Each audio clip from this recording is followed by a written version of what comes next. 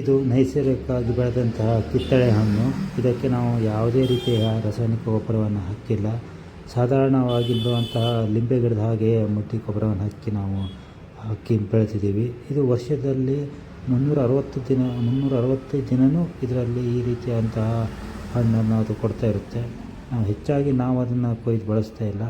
ಹೆಚ್ಚಾಗಿ ಹಕ್ಕಿಗಳೇ ಅದನ್ನು ತಿನ್ನಲಿಕ್ಕೆ ಅಂತಲೇ ಬಿಟ್ಟಿದ್ದೀವಿ. ಈ ನೈಸರ್ಗಿಕವಾಗಿ ಬೆಳೆದಂಥ ಹಣ್ಣು ನೀವು ಯಾವುದೇ ರೀತಿಯಿಂದ ಔಷಧಿ ಸಿಂಪಡಿಸಿ ಹೋದರೂ ಯಾವುದೇ ರೀತಿಯಿಂದ ಹುಳ ಬಾಧೆ ಇಲ್ಲದೇ ಒಳ್ಳೆಯ ರೀತಿಯಿಂದ ಬೆಳೆದಂತಹ ಒಳ್ಳೆಯ ರೀತಿಯಾಗಿ ಫಲವನ್ನು ಕೊಡುವಂತಹ ಈ ಕಿತ್ತಳೆ ಗಿಡವನ್ನು ನೀವು ನೋಡ್ಬೋದು.